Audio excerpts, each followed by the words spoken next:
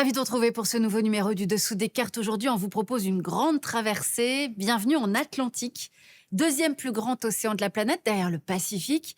Un océan fascinant entre trois continents, Amérique, Europe, Afrique.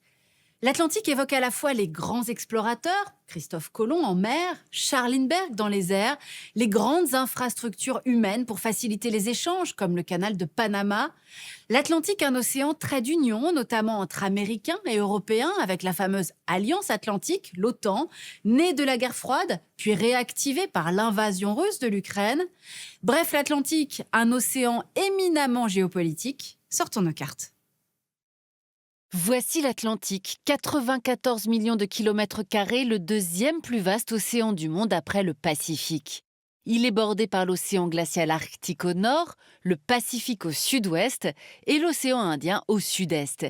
Il comprend une vingtaine de sous-ensembles tels que la mer du Nord, la Baltique, la Méditerranée, la mer du Labrador ou encore celle des Sargasses ou des Caraïbes. À la jonction de plusieurs plaques tectoniques, l'océan Atlantique connaît par ailleurs une activité sismique qui augmente sa taille. Chaque année, l'Europe s'éloigne inexorablement de quelques centimètres de l'Amérique.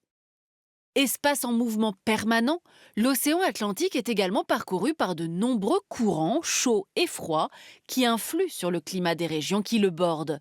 Le plus connu en Europe occidentale est le Gulf Stream, un courant chaud qui naît dans le détroit de Floride et parcourt plus de 6000 km pour atteindre nos côtes et nous assurer un climat tempéré qu'on appelle aussi océanique. Un bénéfice qui pourrait être remis en cause par le réchauffement climatique, lequel pourrait modifier le tracé du Gulf Stream.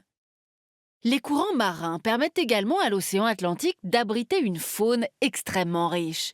Plus de 1100 espèces de poissons qui ont représenté de tout temps une source d'alimentation notoire pour de nombreux pays.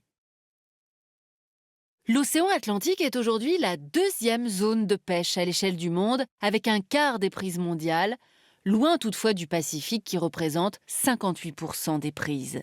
Mais l'augmentation de la pêche et de la consommation de poissons a conduit à l'épuisement d'espèces telles que le cabillaud, le saumon ou le lieu.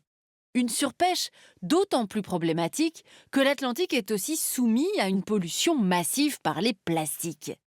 Des plastiques qui empoisonnent certains de ses sous-ensembles comme la Méditerranée, mais surtout qui forment deux gigantesques tourbillons entre les côtes américaines et celles de l'Afrique de l'Ouest et entre l'Afrique du Sud et les côtes brésiliennes. Des gyres de plastique qui menacent espèces marines et oiseaux qui les confondent avec des aliments. L'Atlantique, un océan immense que l'homme a mis du temps à parcourir dans son intégralité. Différentes générations d'explorateurs dont nous allons maintenant vous raconter l'histoire. Tout commence avec les intrépides Vikings au Xe siècle. C'est à partir du Groenland, où Éric le Rouge a fondé une colonie en 982, que les Vikings traversent l'Atlantique Nord et découvrent ce qui deviendra l'Amérique. Nous sommes en 992. Après avoir longé le Labrador, ils installent une colonie dans l'anse aux Meadows où l'on a retrouvé de nombreux vestiges, puis poursuivent leur exploration à l'intérieur du Saint-Laurent et le long de la côte jusqu'à l'actuelle Maine. Mais cette conquête viking n'aura pourtant pas de suite, à cause de l'opposition des tribus autochtones d'une part, mais aussi de la dégradation du climat à partir du XIIIe siècle. L'exploration de l'Atlantique va devoir attendre la fin du XVe siècle et l'invention de trois innovations majeures, la caravelle, la boussole et le portulan, pour que les marins européens quittent les rivages de l'océan pour en tenter la grande traversée. Une traversée qui va se faire sous l'impulsion de deux puissances maritimes, l'Espagne et le Portugal. Les Espagnols tout d'abord, avec Christophe Colomb. Ils vont accoster les premiers dans les Caraïbes en 1492, ouvrant la voie de la colonisation de l'Amérique centrale et du Nord. Les Portugais arrivent quelques années plus tard au Brésil, en 1500, avec Pedro Álvares Cabral, après avoir établi des comptoirs tout le long de la côte africaine et ouvert une route directe vers les Indes en passant par le cap de Bonne-Espérance. Ces découvertes s'inscrivent dans le partage du monde instauré par le traité de Tordesillas en 1494 entre Espagne et Portugal, qui trace au milieu de l'Atlantique une ligne de part et d'autre de laquelle chacun exerce un monopole sur terre et sur mer. Ce partage du monde n'est pas du goût des autres puissances européennes, France, Angleterre et Pays-Bas en tête, qui vont se livrer des batailles féroces à partir du XVIe siècle pour le contrôle du commerce maritime et la conquête de nouveaux territoires. L'Atlantique devient ainsi un axe commercial majeur où transitent textiles, armes, outils, esclaves, or, argent, pierres précieuses, épices et aliments. Un océan qui assure donc désormais la prospérité des pays européens et leur permet de développer leurs empires coloniaux. À partir du XIXe siècle et l'invention des bateaux à vapeur, les échanges transatlantiques vont encore s'intensifier. Il ne faut plus désormais que 15 jours pour relier Le Havre à New York. Les ports de Rotterdam, Anvers, Hambourg, Felixstowe pour l'Europe et New York, Miami, San Juan pour l'Amérique du Nord vont alors connaître un développement spectaculaire, tout comme l'émigration européenne vers ce que l'on appelle le Nouveau Monde. À la fin du XIXe, les flux s'intensifient et se polarisent sur la mer Méditerranée et la mer des Caraïbes, avec le percement de 2 canaux, celui de Suez, qui permet d'éviter la longue route du cap de Bonne-Espérance, et celui de Panama, qui évite le passage périlleux du cap Horn. L'Atlantique Nord est désormais relié directement aux océans Indien et Pacifique.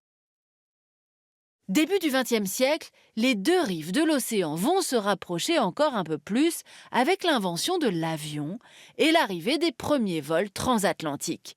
Charles Lindbergh ne mettra que 33 heures et 30 minutes pour relier directement New York à Paris les 20 et 21 mai 1927, contre 2 semaines pour un voyage en paquebot.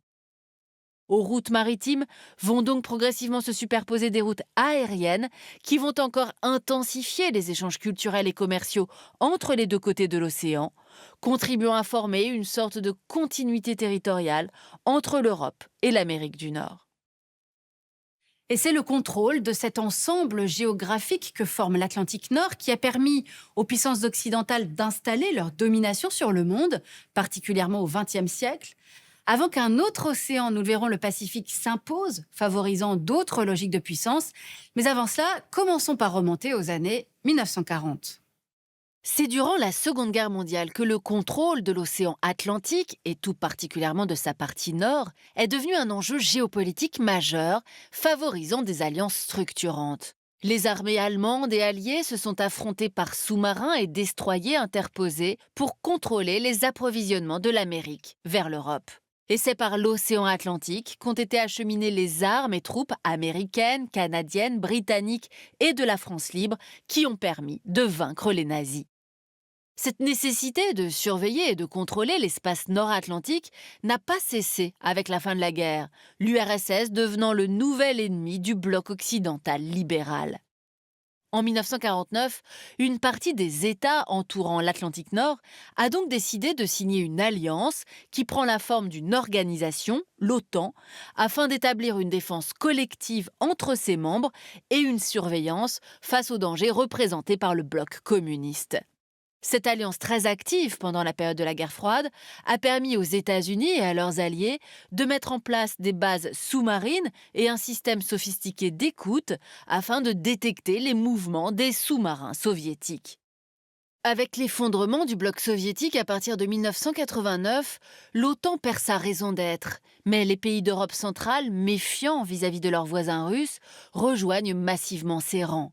Une décision avisée, puisqu'à partir de 2014, avec l'invasion de la Crimée puis celle de l'Ukraine, l'OTAN, que certains disaient en mort cérébrale, retrouve une utilité de premier plan. L'attitude agressive de la Russie relance investissements et partenariats militaires entre pays signataires, qui sont désormais au nombre de 31 avec la Finlande, en attendant l'adhésion du voisin suédois. Cette surveillance de l'Atlantique Nord, elle n'a pourtant plus la même importance que par le passé. En ce qui concerne le commerce international, désormais seulement 13% des containers transitent dans les eaux de l'Atlantique, contre 60% dans un autre océan, le Pacifique. Néanmoins, et particulièrement avec le retour de la guerre en Europe depuis février 2022, l'Atlantique reste stratégique, notamment pour surveiller l'aviation et les sous-marins russes, mais aussi pour défendre le réseau de câbles sous-marins qui achemine les données entre Amérique du Nord et Europe.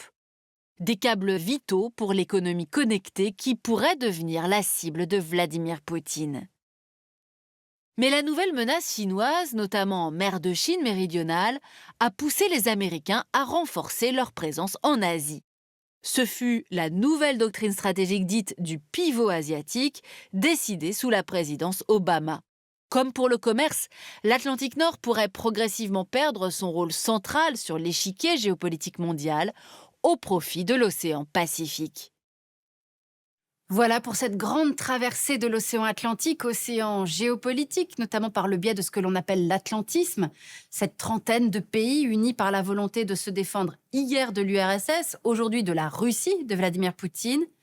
Mais l'Atlantique, concurrencé aujourd'hui par un autre espace maritime plus grand que lui, le Pacifique, s'y retrouvent les trois premières puissances économiques mondiales, États-Unis, Chine, Japon, les trois principales puissances militaires, États-Unis, Chine et Russie, et des pays influents comme l'Indonésie, les Philippines, mais aussi Corée du Sud, Singapour et Taïwan, bien sûr, possible guerre à venir. Pour aller plus loin, La mer, 5000 ans d'histoire, publiée par les Arènes, une sélection d'une centaine d'articles de la revue L'Histoire. Ainsi s'achève ce nouveau numéro du Dessous des cartes. Rendez-vous bien sûr la semaine prochaine, même endroit, même heure. Et d'ici là, n'oubliez pas, arte.tv où vous retrouvez l'ensemble de nos vidéos. À bientôt.